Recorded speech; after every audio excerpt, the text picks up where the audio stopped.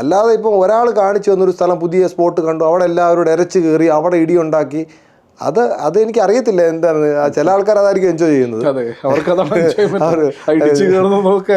ചേർന്നായിരിക്കും. പക്ഷെ അവർ തന്നെ ഇത് കാണുന്ന ആരെങ്കിലും ഉണ്ടെങ്കിൽ അവർ ചിന്തിക്കണം, നിങ്ങൾ സ്വന്തമായിട്ട് എൻജോയ് ചെയ്യുന്നുണ്ടോ, നിങ്ങൾക്ക് സെൽഫായിട്ട് സാറ്റിസ്ഫാക്ഷൻ കിട്ടുന്നു, ആരും കാണിക്കാൻ വേണ്ടിയല്ല.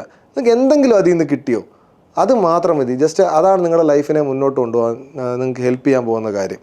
ചിലപ്പോൾ നിങ്ങളുടെ ഒരു ട്രക്കിങ്ങിന് ശേഷം ചിലപ്പോൾ നിങ്ങൾക്ക് ഒരു മാസം സ്ട്രെസ്സ് വന്നു കഴിഞ്ഞാൽ നിങ്ങൾക്ക് ഓട്ടോമാറ്റിക്കായിട്ട് ഡീൽ ചെയ്യാൻ പറ്റും. ഇപ്പോൾ നമ്മൾ ഇതുപോലെയുള്ള യാത്ര, മൗണ്ടൻസ് ആയിക്കോട്ടെ, ഇതുപോലെയുള്ള ഡേഞ്ചറസ് ആയിട്ടുള്ള നിങ്ങൾക്ക് ഡിഫിക്കൽട്ടുള്ള യാത്ര ആയിക്കോട്ടെ, അതിൽ നിങ്ങൾ നേരിടുന്ന പ്രശ്നങ്ങൾ ഓവർകം ചെയ്യാൻ വേണ്ടി നിങ്ങളുടെ മൈൻഡും നിങ്ങളുടെ ശരീരവും ഒക്കെ എടുക്കുന്ന എഫേർട്ട്, ഇത് നിങ്ങളുടെ വർക്ക് സൈഡിലോട്ട് കൊണ്ടുപോയി കഴിഞ്ഞ് കഴിഞ്ഞാൽ ഏത് വലിയ സ്ട്രെസ്സും നിങ്ങൾക്ക് നേരിടാൻ പറ്റും, പുല്ലുപോലെ നേരിടാൻ പറ്റും. കാരണം നമ്മളെ ഇത് അഫക്റ്റ് ചെയ്യണോ നമ്മളാണ് തീരുമാനിക്കുന്നത്. ആ ഒരു നിലയിലേക്ക് ഉയർത്താൻ വേണ്ടിയിട്ടുള്ളൊരു ഭയങ്കരമായിട്ടുള്ളൊരു എക്സസൈസും മെഡിറ്റേഷനും ഒക്കെയാണ് മൗണ്ടനറി. ഇത്ര അച്ചീവ്മെൻ്റ് ഒക്കെ നേടി ഇപ്പോൾ വന്നു നിൽക്കുന്നത് ദുബായിലാണ്. അതെ. എന്താണ് ദുബായെ കുറിച്ച് പറയാനുള്ളത്? എന്താണ് ദുബായ് യാത്രയുടെ പ്രത്യേകത, അല്ലെങ്കിൽ എന്താണ് അതിൻ്റെ ഉദ്ദേശം? എന്താണ് ദുബായിൽ എനിക്കൊരു പ്രോഗ്രാമിന് വന്നതാണ്. പിന്നെ അതിൻ്റെ കൂട്ടത്തിൽ തന്നെ പൊട്ടൻഷ്യൽ ആയിട്ടുള്ള സ്പോൺസർമാരുണ്ട്, അവരെ ഹണ്ട് ചെയ്യാമെന്ന് വിചാരിച്ച് അവരെ കാണാൻ ശ്രമിക്കുന്നുണ്ട്. വളരെ കുറച്ച് ആൾക്കാരെ കാണാൻ പറ്റുള്ളൂ. ഒരുപാട് ഇൻ്റർവ്യൂസൊക്കെ ഞാൻ അറ്റൻഡ് ചെയ്തു. പിന്നെ എന്താ, ദുബായിയെ കുറിച്ച് പറയുകയാണെങ്കിൽ എനിക്ക് മനസ്സിലായത് ഇവിടെ ഒരു മണലാരണ്യമാണ്. ഇവിടത്തെ ആൾക്കാർ പാവങ്ങൾ ജോലി ചെയ്യാൻ വേണ്ടി മാത്രം വന്ന് കിടക്കുന്നു. ഒരു എൻ്റർടൈൻമെൻറ്റ് ഉണ്ടെന്ന് എനിക്ക് തോന്നുന്നില്ല. ബോറടിക്കുന്ന, റെപ്പറ്റേറ്റീവായിട്ട് ബോറടിക്കുന്ന എൻ്റർടൈൻമെൻറ്റ് അല്ലാതെ വേറെ എൻ്റർടൈൻമെൻറ്റ് ദുബായിലുണ്ടെന്ന് എനിക്ക് തോന്നുന്നില്ല. മാത്രമല്ല ഹാർഷായിട്ടുള്ള ക്ലൈമറ്റാണ്. മനുഷ്യൻ എത്ര കഷ്ടപ്പെട്ടിട്ടാണ് ഒരു സ്ഥലത്ത് നിന്ന് അദ്ദേഹത്തിൻ്റെ അവരുടെ സർവൈവ് ചെയ്യുന്നതെന്നുള്ളൊരു നിങ്ങൾ ഈ ദുബായിൽ താമസിക്കാൻ എടുക്കുന്ന എഫേർട്ടിൻ്റെ പകുതി മതി മൗണ്ടനിൽ സർവൈവ് ചെയ്യാൻ. എനിക്ക് സത്യം പറയാതെ തോന്നുന്നത്. കാരണം AC പുറത്തിറക്കാൻ പറ്റത്തില്ല, കൊടും ചൂട്. ഞാനിവിടെ വന്നപ്പോൾ തന്നെ എനിക്ക് പനി പിടിച്ചു. ഇത്രയും മൗണ്ടൻസിൽ പോയിട്ട് പനി പിടിക്കാത്ത ഇവിടുത്തെ കാലാവസ്ഥ അടിച്ച് ഒറ്റയടിക്ക് പനി പിടിച്ചു. അപ്പം വളരെ ഹാർഷ് ക്ലൈമറ്റിൽ ജീവിക്കുന്ന ഭയങ്കരമായിട്ടുള്ള മനുഷ്യന്മാരാണ് ദുബായ് പോലുള്ള ഈ നല്ല മനുഷ്യരാണ്,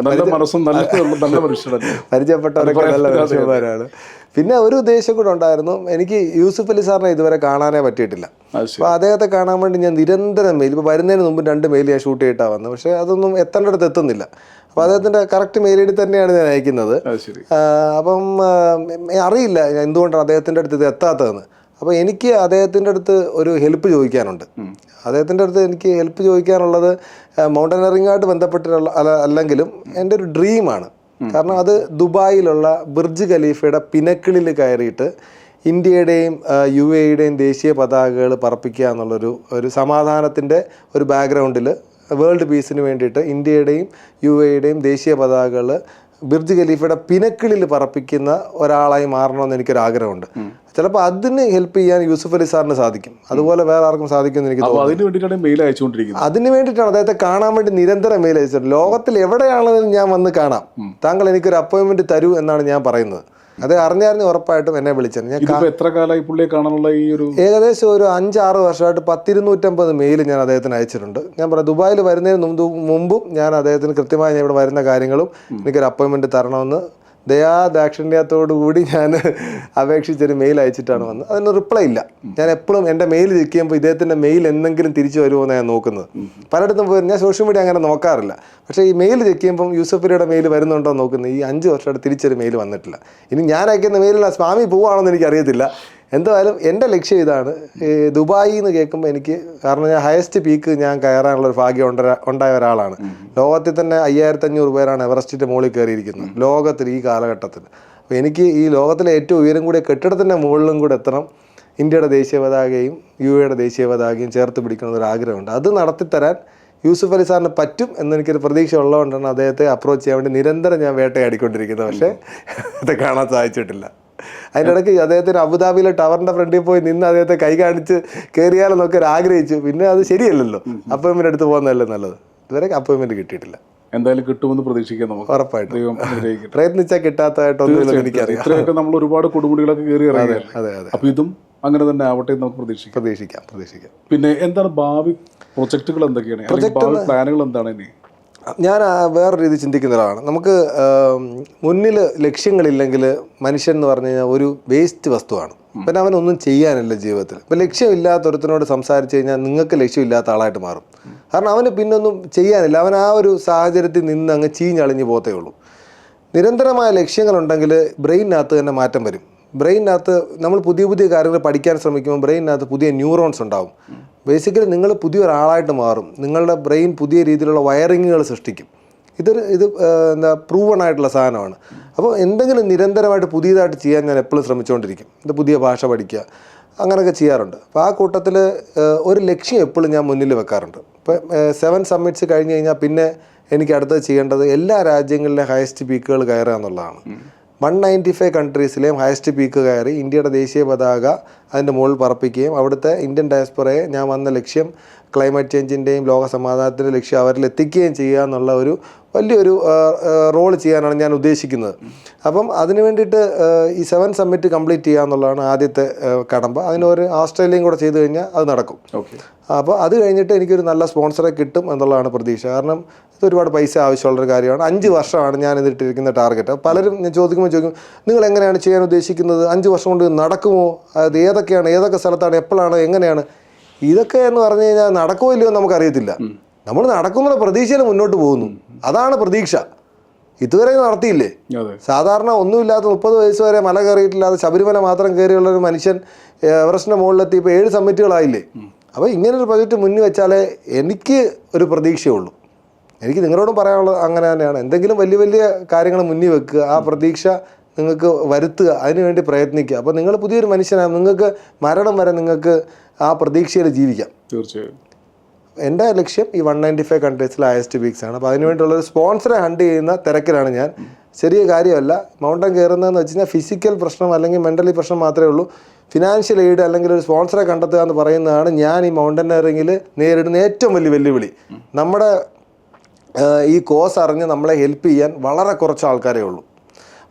എനിക്ക് എവറസ്റ്റ് കഴിഞ്ഞിട്ട് അൽ മുക്താദർ ഗോൾഡ് ആൻഡ് ഡയമണ്ട്സ് ആണ് എനിക്കൊരു സ്പോൺസർഷിപ്പായിട്ട് കിട്ടിയത്. അവരാണ് അന്റാർട്ടിക്കയും അർജന്റീനയും ചിലിയും ഒക്കെ സ്പോൺസർ ചെയ്തത്. അവരുടെ സ്പോൺസർഷിപ്പിൻ്റെ കാലാവധി കഴിഞ്ഞു.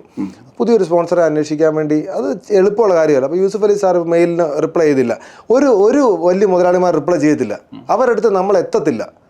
എന്തിനാണ്, എങ്ങനെ എൻ്റെ ഒരു ഫീഡ് അവരുടെ മുന്നിലെത്തും, എങ്ങനെ എൻ്റെ ഒരു വാർത്ത അവരുടെ മുന്നിലെത്തും? അതിന് പേഴ്സണലായിട്ടുള്ള കണക്ഷൻസ് വേണം. അത് നമുക്ക് വളരെ കുറച്ചാണുള്ളത്. അപ്പോൾ ഒരു ഭാഗ്യം ഉണ്ടാവും, എവിടെ നിന്നും പ്രതീക്ഷയിൽ ആ പ്രകാശം വരും എന്നുള്ളൊരു വിശ്വാസക്കാരനാണ് ഞാൻ.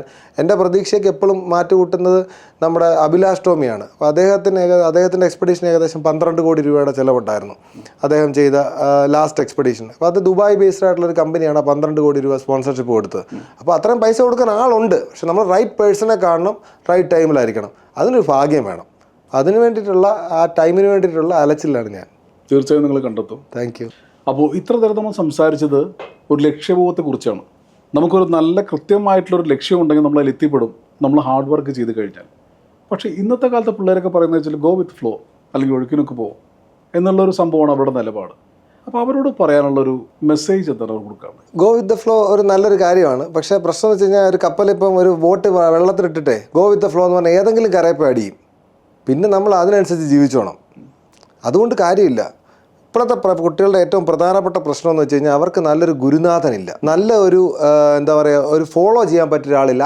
നമ്മുടെ കുട്ടികൾ ആരെയാണ് ഫോളോ ചെയ്യുന്നത്?